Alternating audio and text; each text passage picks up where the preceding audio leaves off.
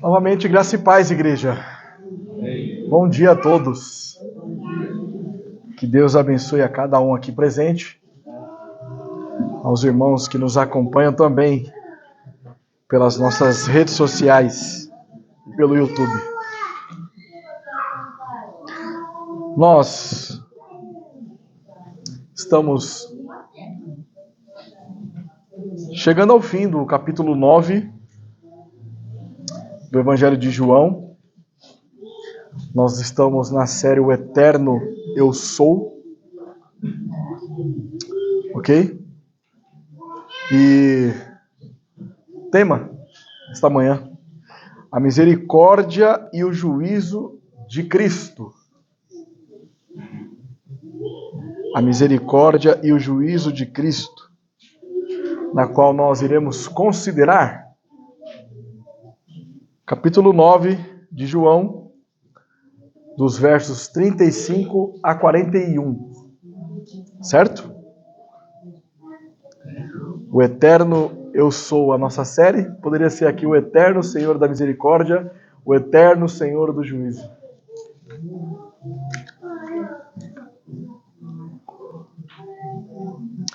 Nós, quando estamos conversando sobre Cristo para algumas pessoas, primeira coisa que nós ouvimos, vez ou outra, é a seguinte expressão: eu já conheço a palavra. Se essa pessoa, um dia, ela pisou na igreja,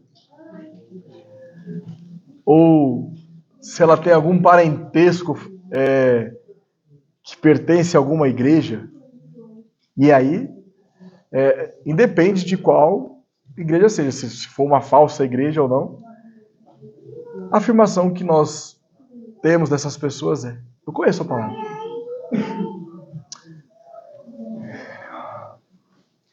Entretanto,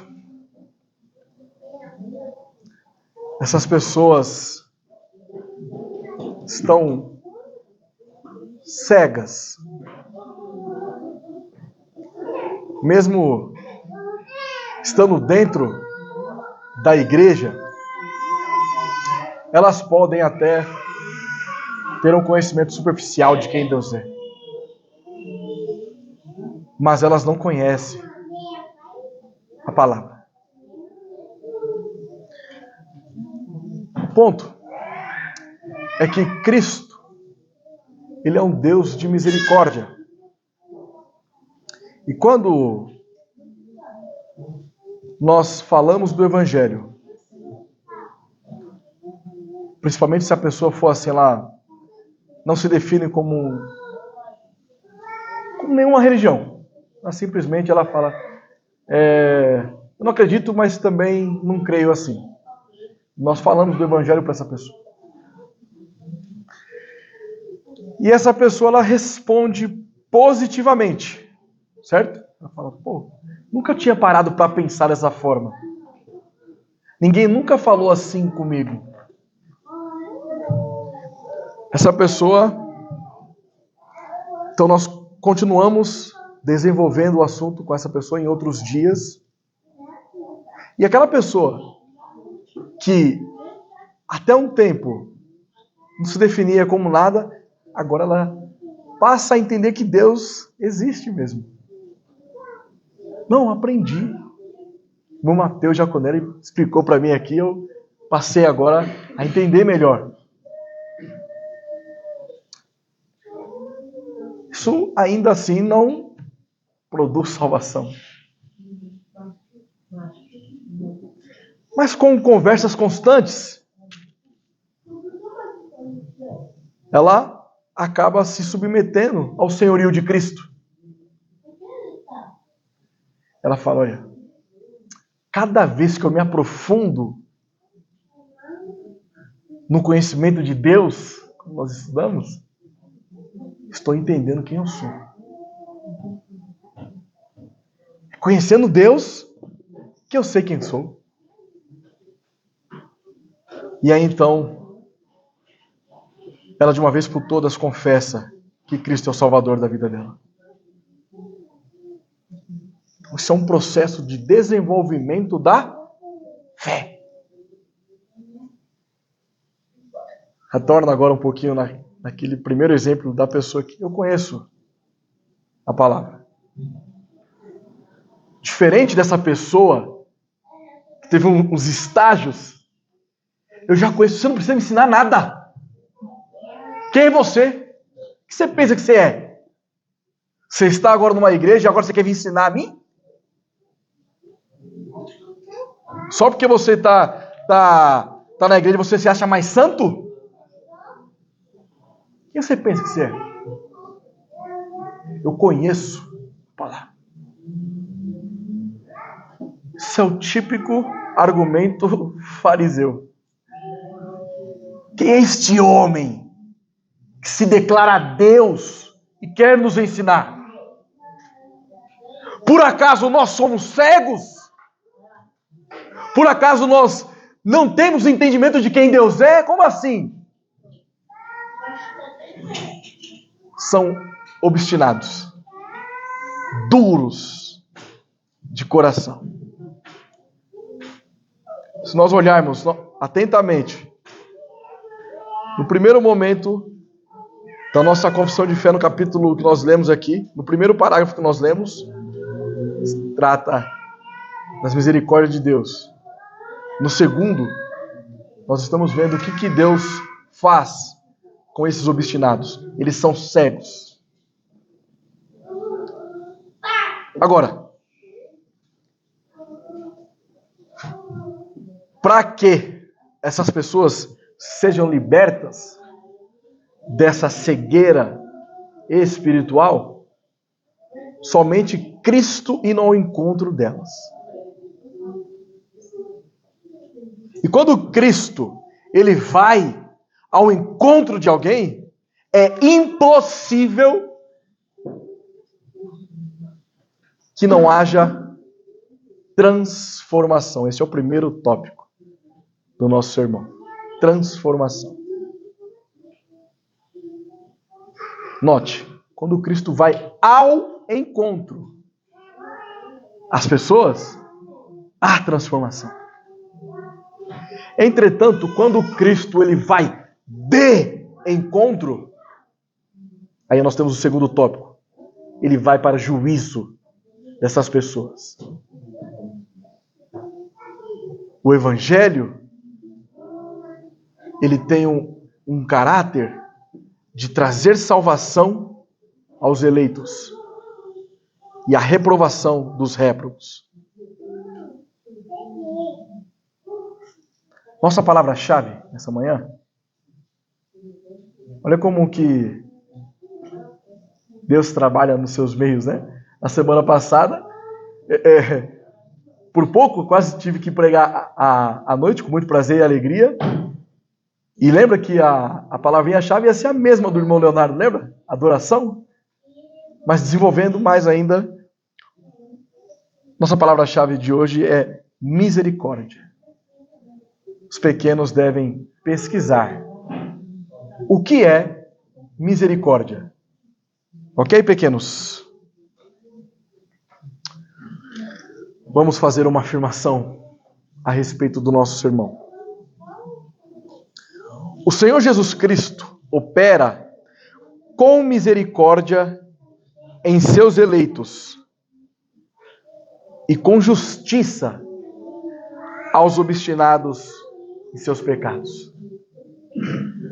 O Senhor Jesus Cristo opera com misericórdia em seus eleitos e com justiça aos obstinados em seus pecados. Vamos ao nosso Deus mais uma vez em oração.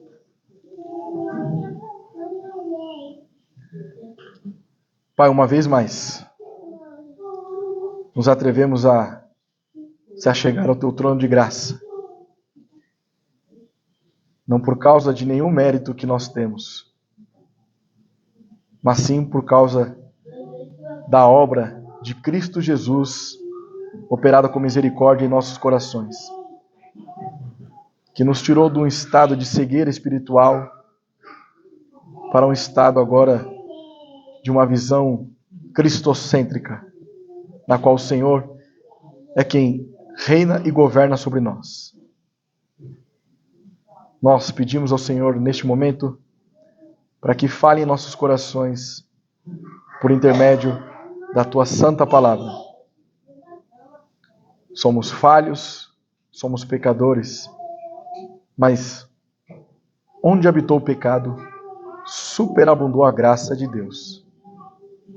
E assim nós pedimos ao Senhor, seja o centro deste culto, para a glória do Teu santo nome, e pelos méritos de Cristo é que nós oramos. Amém.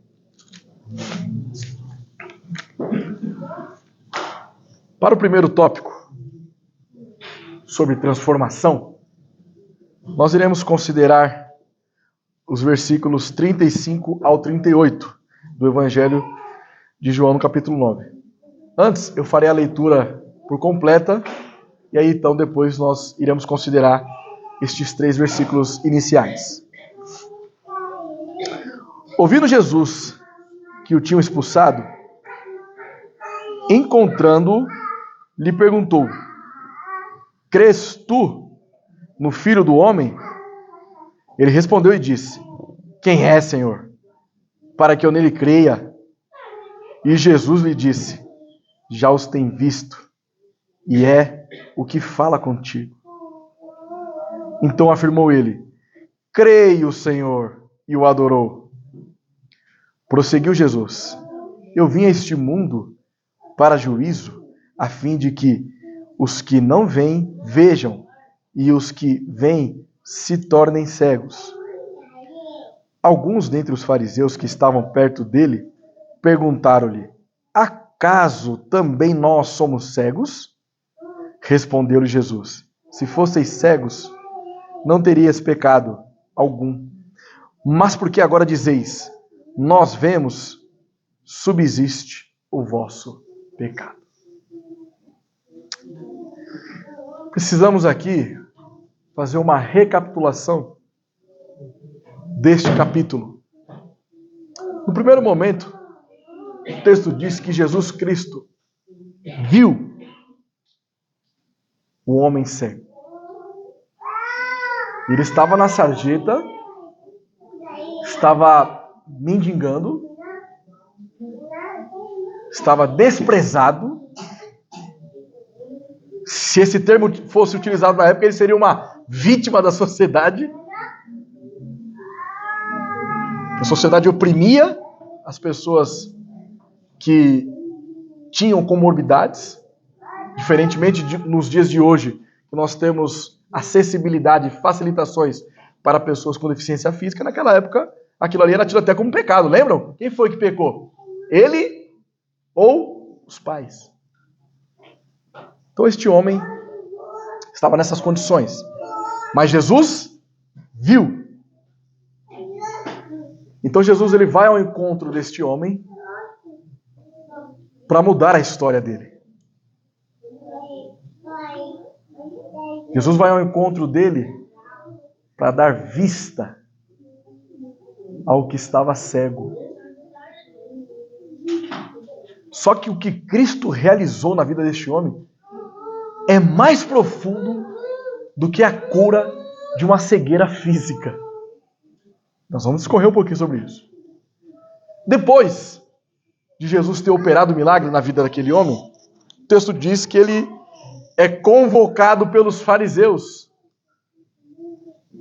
que ao contrário do cego físico, eles são cegos espirituais. E eles são incrédulos quanto ao que havia acontecido na vida daquele homem. Quem te fez isso? Quem te curou? Como é que foi? Cadê seus pais? Quem te conhecia antes?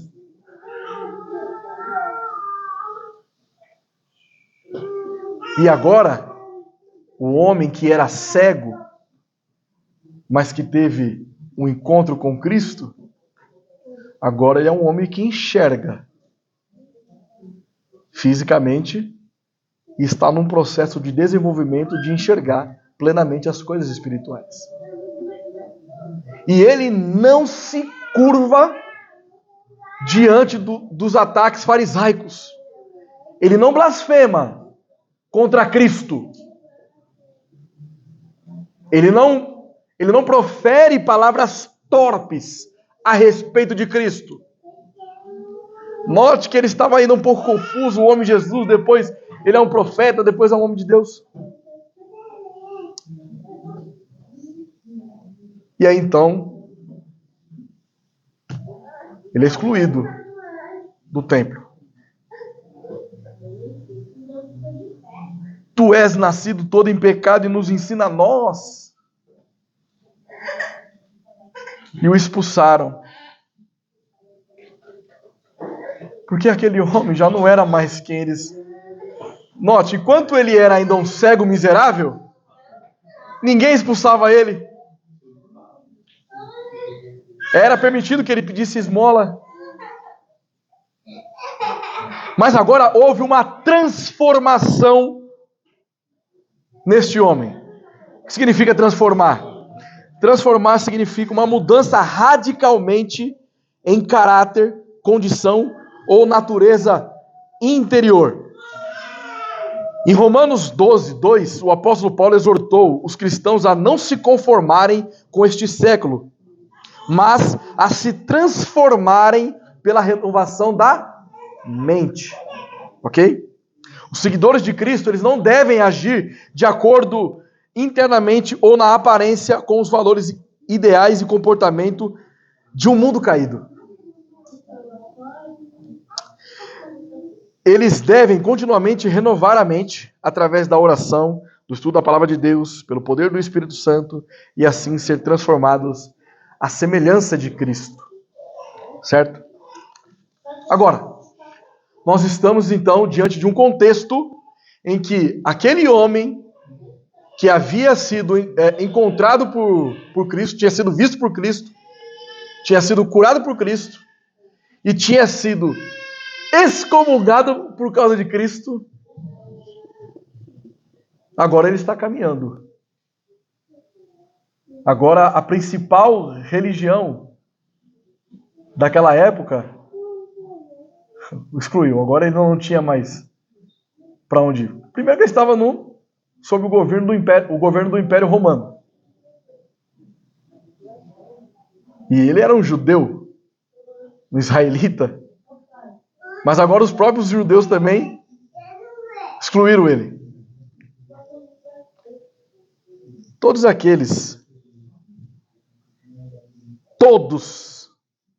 os que são excluídos pelo mundo são recebidos por Cristo. Todos que são excluídos pelo mundo. Por este mundo caído. Porque se uma vez que o mundo caído não nos aceita, é porque algo aconteceu em nós.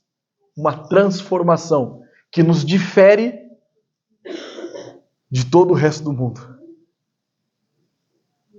E aqui o mundo, estão todas as falsas religiões, estão todos os grupos sectários, está o ateísmo, estão tudo. Quando tudo isso rejeita alguém é porque houve uma transformação. Eu vou explicar. Quando eu era jovem, não faz muito tempo isso. Quando eu morava com meus pais, toda hora alguém me chamava lá em casa. Ô André! Ô André! Era para jogar bola, era para brincar de esconde-esconde, era para fazer isso, para fazer aquilo, enfim. Eu sempre fui uma pessoa muito comunicativa. E eu sempre tive bastante pessoas ao meu redor, assim, amigos, colegas. E depois, quando eu fui caminhando para a fase adulta, então eu era muito baladeiro. Eu saía muito e cheio de amigos. Mas quando eu fui alcançado pela misericórdia do nosso Cristo, eu quase que eu não tenho mais relacionamento com aquelas pessoas que outrora diziam ser meus amigos. Eu até tenho contato com alguns deles. Mas eu não sou mais convidado, por exemplo, para ir a uma festa com eles.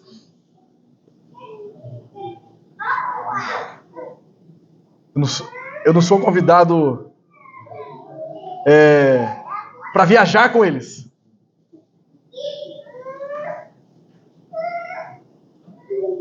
E por muitos deles, alguns até que sim, mas por muitos deles, a maioria deles, não me convida para passar a ceia de Natal com eles. E quando eu estou próximo deles, assim, em alguma circunstância, pô, mas você só fala de Cristo. Não existe mais aquele André.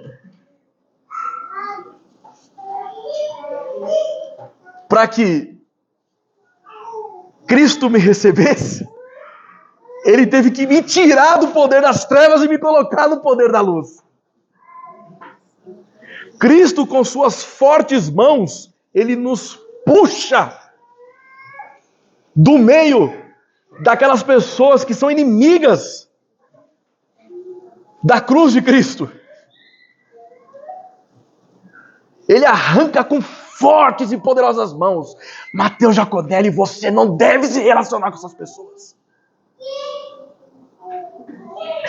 Não importa, Magali, se eles deram as costas para você. Cristo não dá as costas para nós.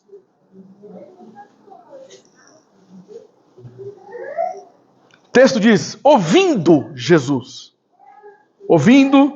que o tinham expulsado. Essa palavra ouvindo aterroriza os ímpios e traz conforto aos piedosos. Por quê? Nós estamos aqui diante de um contexto em que os ímpios fizeram mal a alguém que Cristo tinha resgatado. E nós vamos ter a certeza que Cristo resgatou daqui a pouco.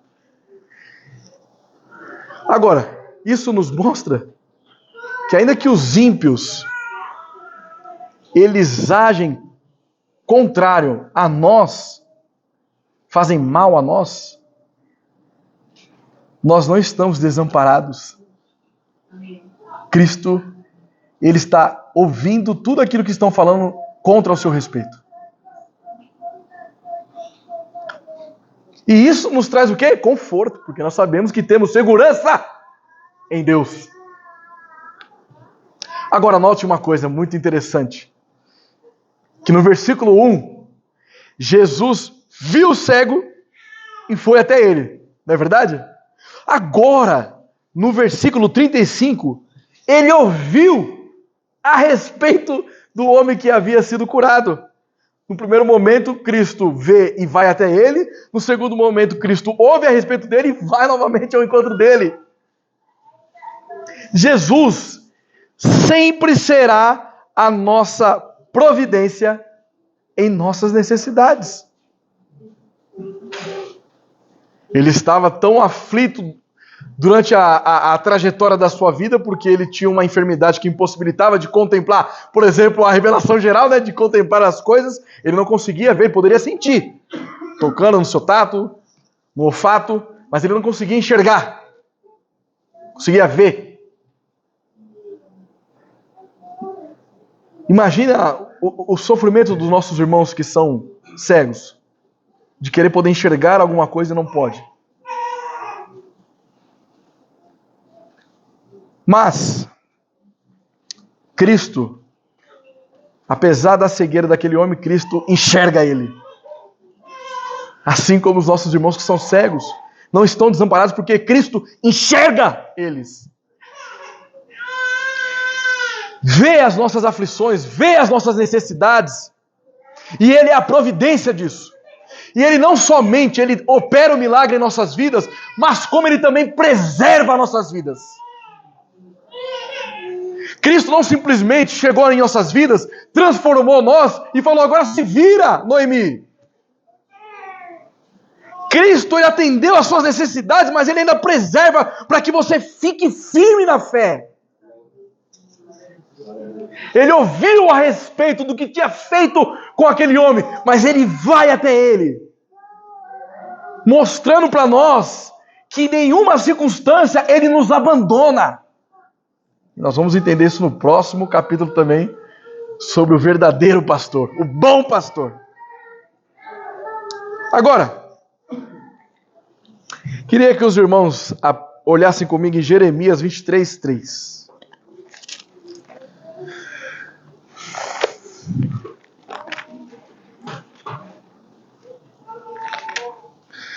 Jeremias 23:3 diz o seguinte, olha, que interessante. Eu mesmo recolherei o restante das minhas ovelhas, de todas as terras, para onde as tiver afugentado, e as farei voltar aos seus apriscos, serão fecundas e se multiplicarão. Agora, veja comigo também Ezequiel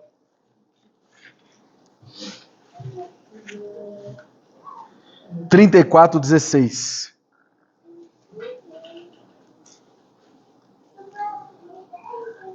A perdida buscarei, a desgarrada tornarei a trazer, a quebrada ligarei, e a enferma fortalecerei, mas a gorda e a forte destruirei, apacentá-las-ei com justiça. Não poderia ser também a nossa afirmação teológica esse versículo aqui? E o que isso está nos ensinando?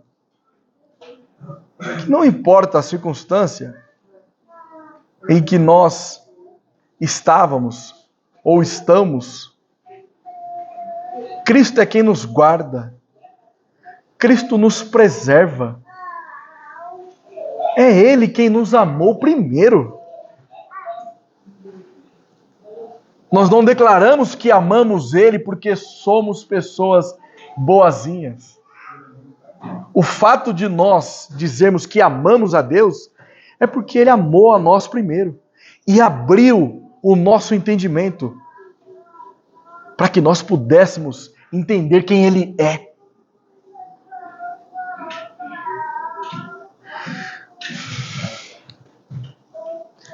E veja, meus irmãos,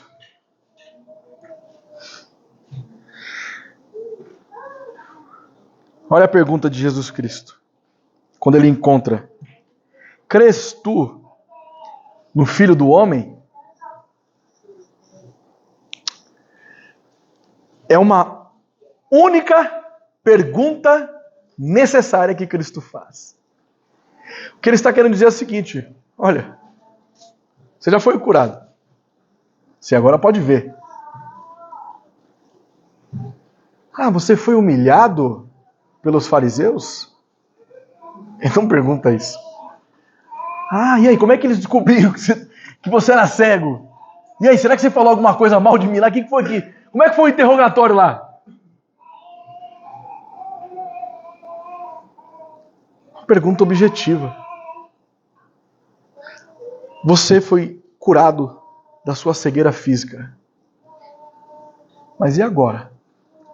Será que a sua cegueira espiritual foi curada? Você crê no Filho do Homem?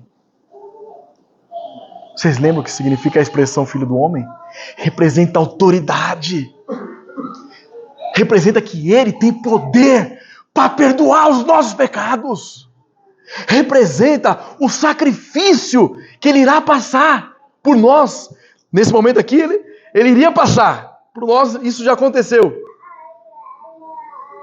Representa também um título messiânico lá de Daniel a respeito dele. E o homem curado, ele responde de uma maneira diferente que os seus opositores fariseus respondiam a Cristo. Ele responde com fé. Uma fé que estava sendo desenvolvida e que agora está sendo demonstrada para nós que ela está fortalecida em Cristo. Calvino, quando ele está tratando a respeito desse texto, ele fala que esse homem já estava pronto para crer, com uma disposição já de crer. Ele não está perguntando assim, olha, mas e aí, como será que é isso? Não, Senhor, eu só preciso ver para eu poder crer. Eu só preciso saber quem Ele é, porque eu creio, porque eu já estou crendo.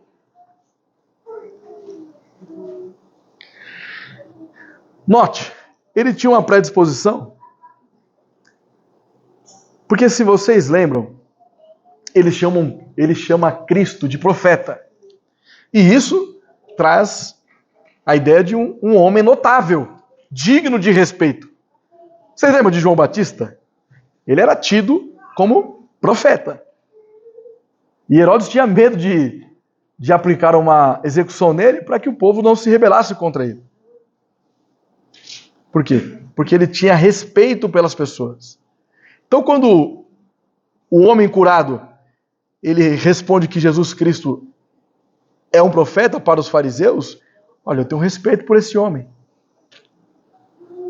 Lembra que eu disse ainda também que era um título até inadequado pela circunstância, uma vez que nunca tinha sido alguém curado da sua cegueira, que era de nascença? Foi a primeira vez que isso ocorre. Mas deve-se levar em consideração que a fé dele aqui está sendo fortalecida, está sendo desenvolvida, ok?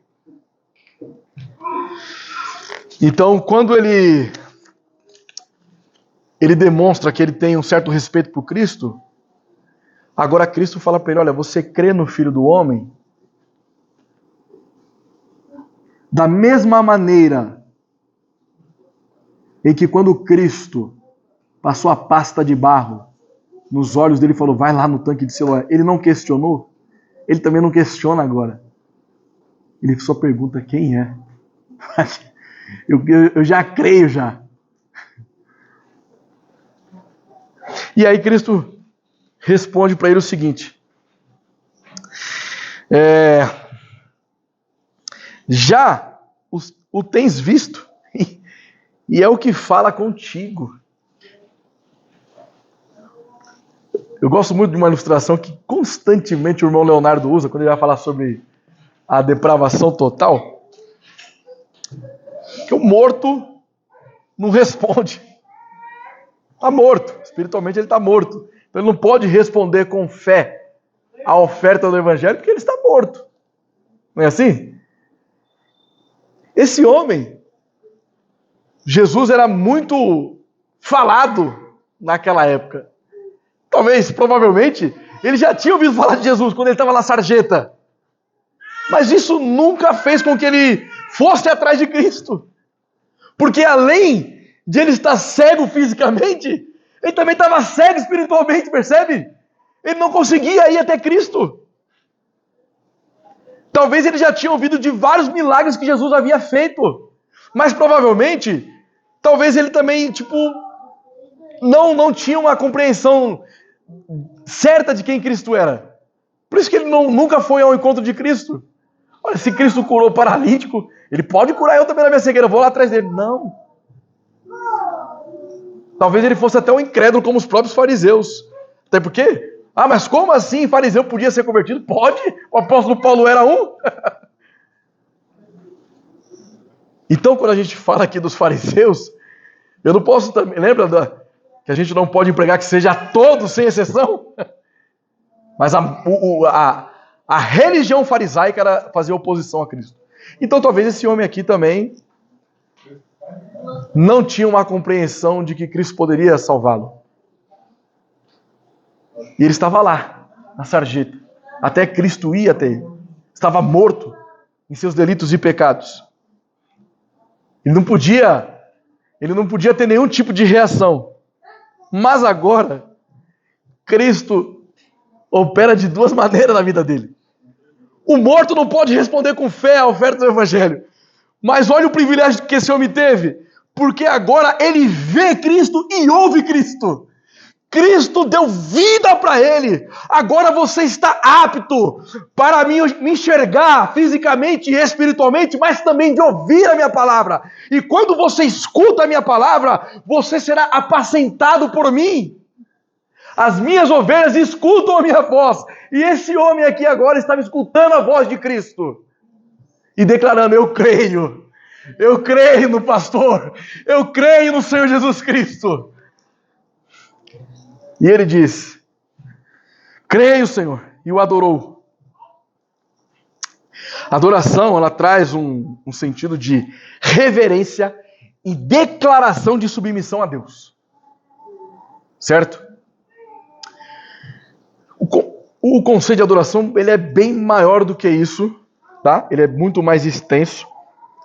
Mas, para esta passagem aqui, eu quero destacar essa ideia de reverência e declaração de submissão.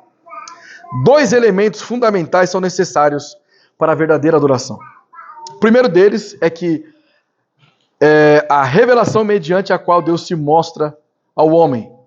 Então, quando Deus se revela ao homem, nós respondemos com reverência. É Deus quem está se revelando a nós. Lembra lá do exemplo da sarça ardente? Na hora que a sarça está lá pegando fogo, Moisés chega, olha, tira a sandália aí, rapaz. Onde você está pisando aí é santo, meu irmão. Não é assim também não. Chega devagar. E também, o segundo ponto, a resposta pela qual o homem afetado pelo assombro responde a Deus.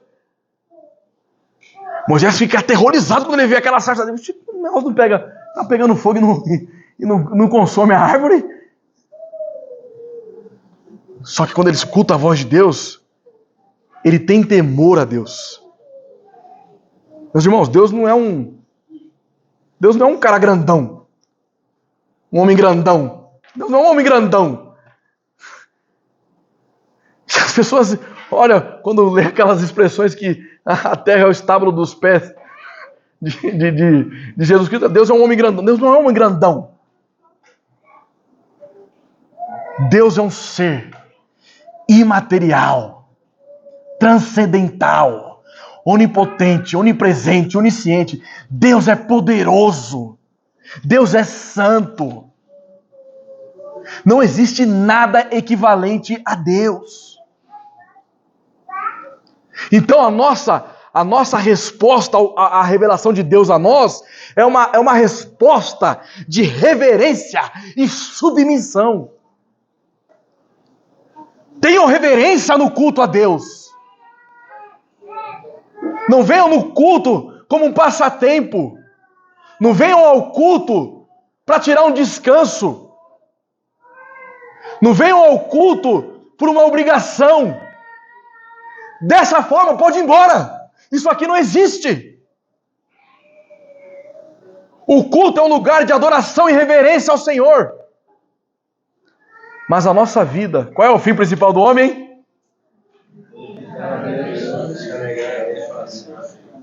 A nossa vida é uma vida de adoração ao Senhor. Não adianta você ser crente aqui dentro e lá fora você faz um inferno na vida das pessoas. Não adianta você ser crente aqui dentro e lá fora você suscita a ira nas pessoas. Não adianta você ser crente aqui dentro e no seu vocabulário só sai palavras torpes. Não adianta você ser crente aqui dentro se você é corrupto no seu trabalho.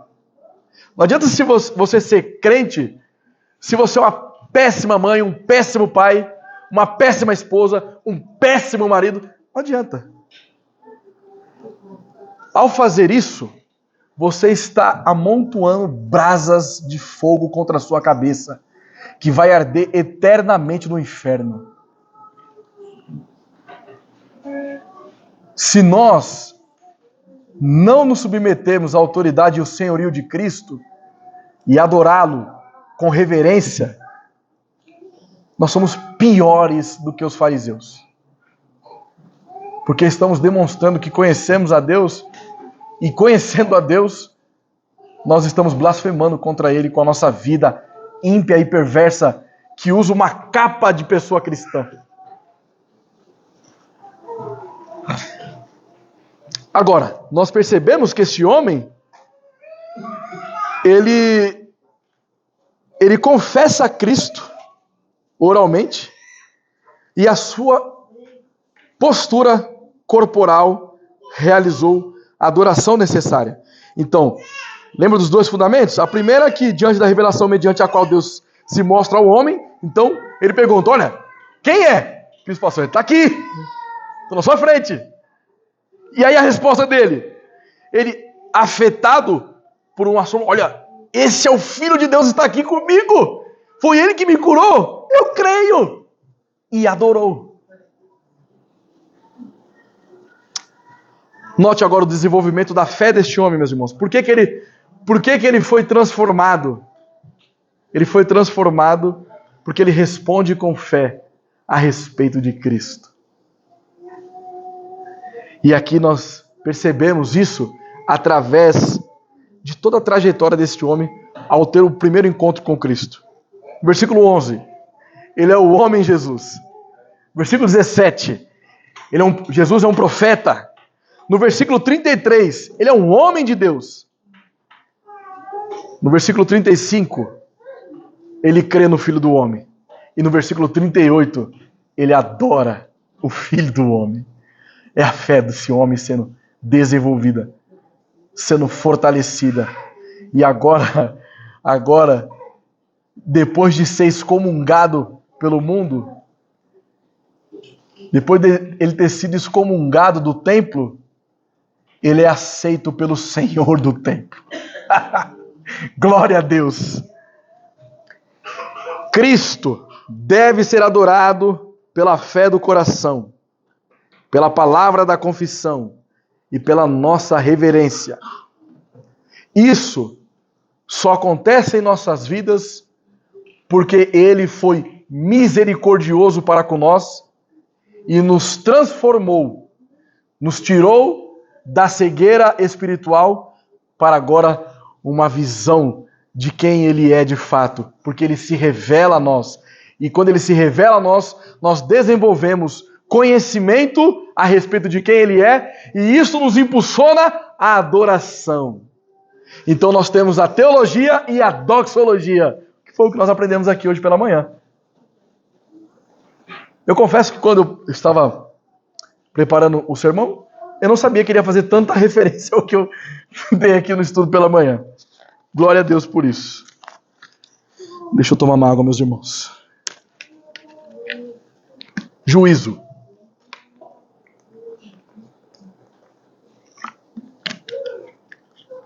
Nosso Senhor Jesus Cristo, Ele é misericordioso. E Ele aplica a sua justiça contra toda impiedade. Vamos nos versículos 39 até o 41 agora. Prosseguiu Jesus: eu vim a este mundo para juízo, a fim de que os que não veem, vejam, e os que veem se tornem cegos. Alguns dentre os fariseus que estavam perto dele perguntaram-lhe: acaso também nós somos cegos? Respondeu Jesus: se fosseis cegos, não tereis pecado algum, mas porque agora dizeis, nós vemos, subsiste o vosso pecado. Por que Cristo aplica o seu juízo? Porque ao passo que Deus é amor e misericórdia, Ele também é justo. E nenhuma injustiça ficará impune. Para que nós fôssemos salvos, nós precisávamos nos tornar justos diante de Deus. E Cristo pagou o escrito de dívida de nossas vidas ao se entregar voluntariamente na cruz do Calvário, para que nós pudéssemos sermos salvos mediante a sua morte, sepultamento e ressurreição. Por isso nós somos justificados. Mas aquelas pessoas pela qual Cristo não morreu, independentemente disso, elas são responsáveis por permanecer nos seus pecados. Elas são responsáveis por ser obstinadas em seus pecados. E nós vamos tratar a respeito disso. As tradições gregas, e especialmente a judaica, ela usava a palavra cegueira de uma maneira figurada, para tratar a respeito daquelas pessoas que eram ignorantes quanto à moralidade, intelectualidade ou espiritualidade. O que a gente fala sempre a respeito da tradição grega e também dos judeus ou de Roma? Porque não vai ter tempo para isso agora, mas outra hora a gente vai explicar um pouquinho mais sobre isso. Mas, em Roma, o que prevalecia era uma helenização. Era um processo da cultura grega na cultura romana. Então, eles eram romanos de nascença, né? Mas a sua cultura era grega, lá de Alexandre o Grande. Outra hora a gente pode falar um pouquinho sobre isso. Então, as autoridades religiosas que estavam seguras de não serem espiritualmente cegas, são, na verdade, as mais cegas. Quando você afirma que você, olha, será que eu sou cego?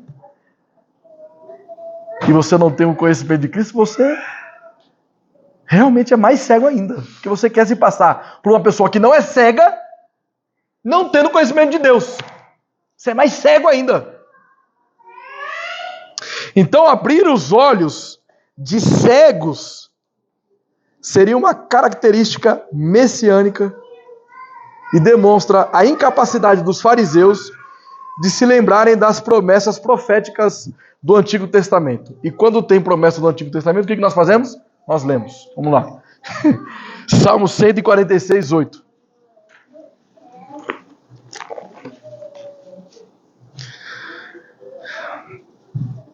O Senhor abre os olhos aos cegos. O Senhor levanta os abatidos. O Senhor ama os justos. Então aqui apontando para o que Cristo está fazendo. Dando vista fisicamente, mas principalmente espiritualmente aos cegos que são, na verdade, pobres de espírito. Eles não enxergam mérito nenhum neles. Eles dependem totalmente de Cristo. E Cristo abre a vista dessas pessoas. E aí vamos lá, Isaías 6:10.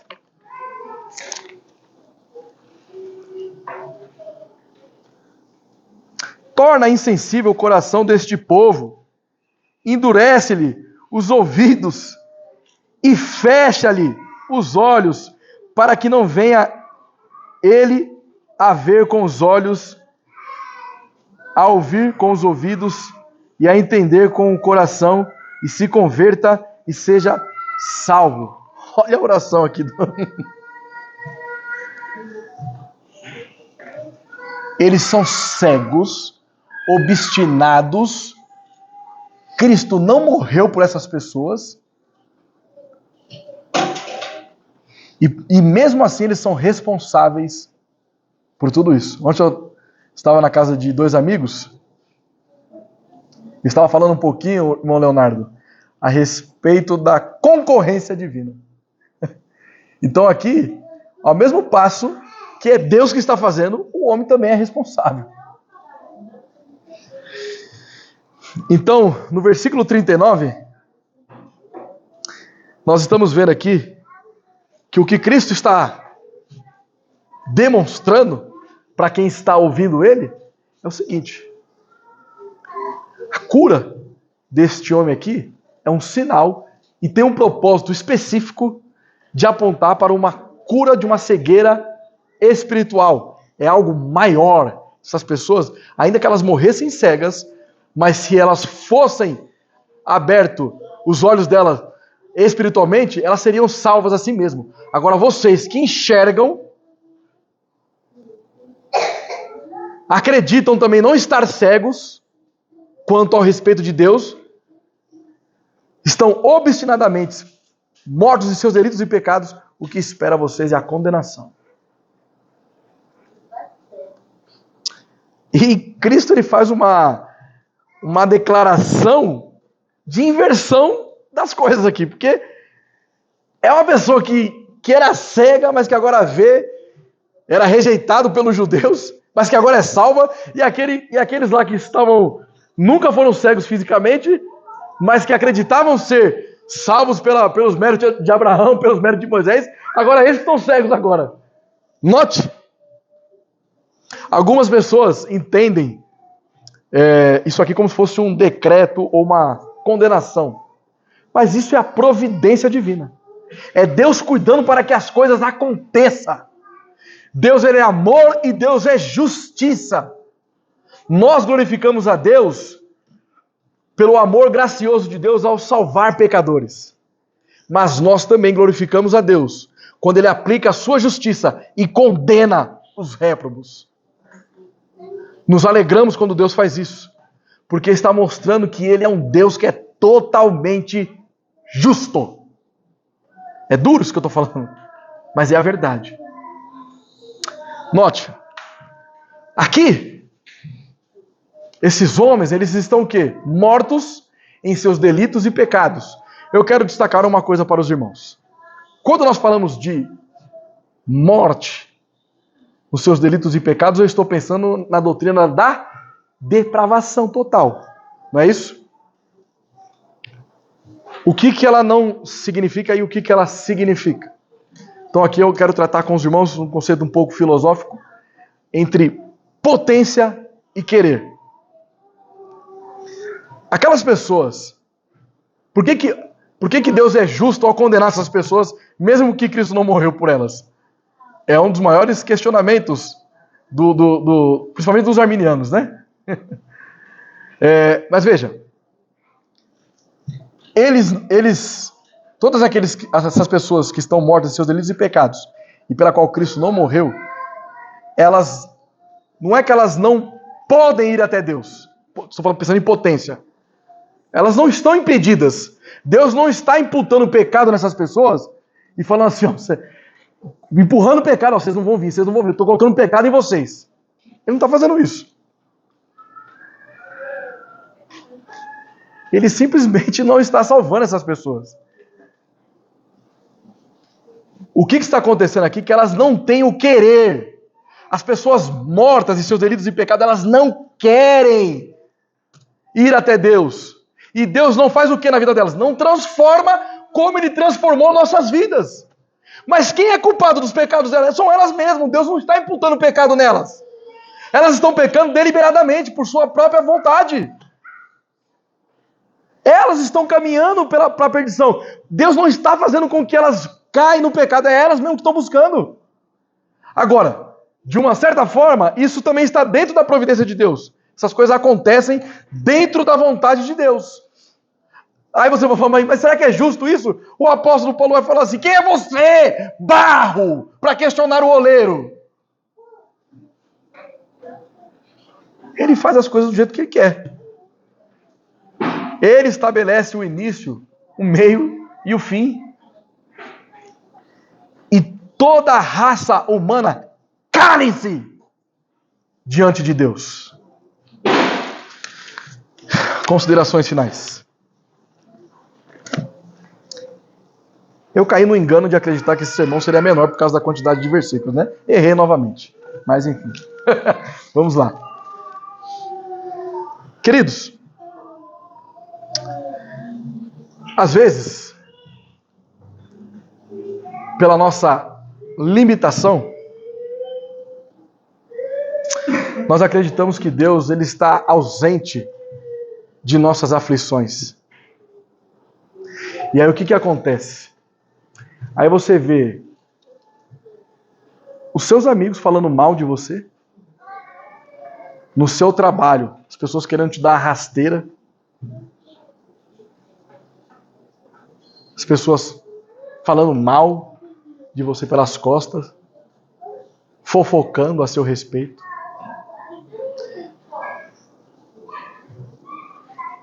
Ou às vezes você está desesperado, precisando pagar uma conta, e você fala, e agora? O que eu vou fazer? O senhor não está me enxergando? Deus, assim como ele ouviu a respeito daquele homem que havia sido curado, e ele foi excomungado do templo, ele ouviu a respeito daquele homem, Deus ouve a seu respeito. Nós não estamos diante de um Deus inerte, parado, que não se movimenta. que não se relaciona com o povo pela qual ele comprou no sangue de Cristo. Deus, ele nos deu salvação e junto com a salvação vem aquele pacote dele. Ele preserva a igreja, ele ama a igreja, ele fortalece a igreja. Nós não estamos desamparados. Deus, ele está no controle exaustivo de todas as coisas.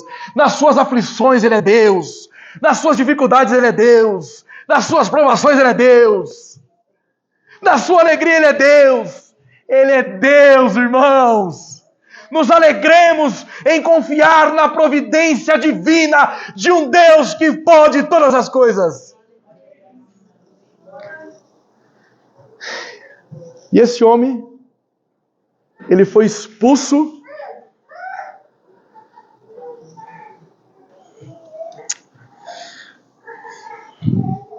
Alguns de vocês foram excluídos pela própria família.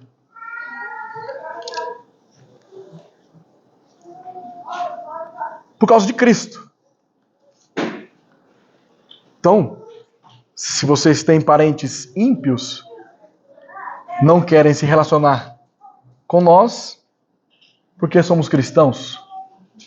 Ou se vocês têm parentes sectários, já que você não pertence mais à minha seita, então agora você também não faz mais parte da nossa família.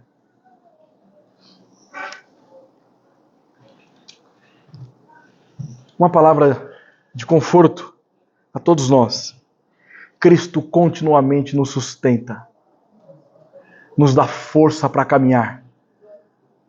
Nós estávamos todos sendo desprezados pelos familiares, pelos amigos, pelos colegas, mas Cristo nos deu uma família, a Igreja Universal. Não é a Universal do Reino de Deus, não, meus irmãos, é a Igreja composta por todos os eleitos da terra. E nós, muito em breve, estaremos com o nosso Rei soberano, glorificando e adorando aquele que vive, aquele que reina para todo sempre.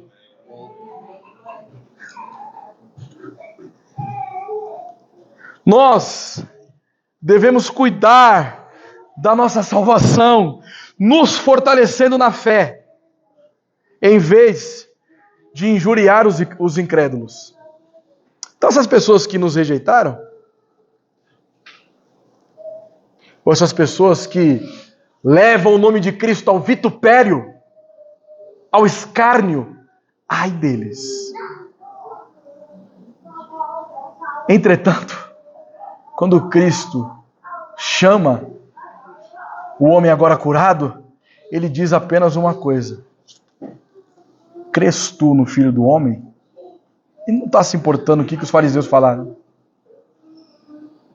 A vingança virá de Deus contra toda impiedade.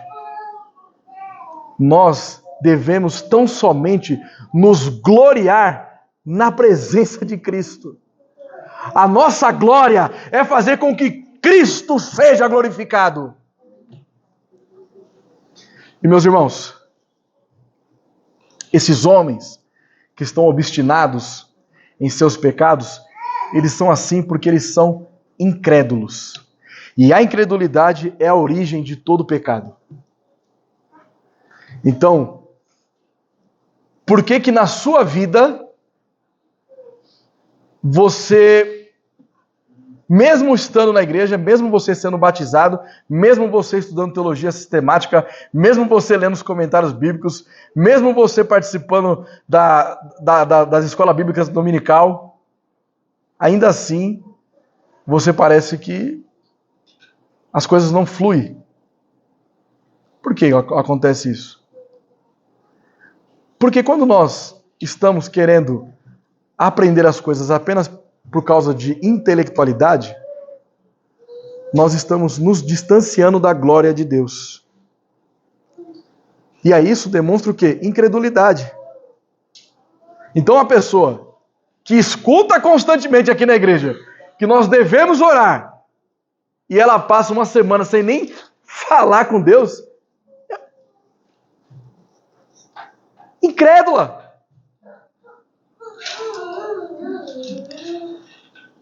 Nós dizemos, descansem no Senhor, nas suas aflições.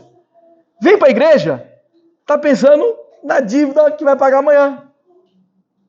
Desesperada. E aí não consegue aproveitar o deleite do culto. Incrédulo. Incredulidade. Pecando contra Deus.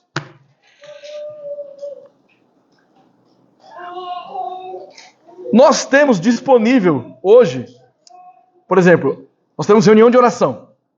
Nós fazemos online. Muitos irmãos, infelizmente, não conseguem chegar a tempo devido à questão de trabalho.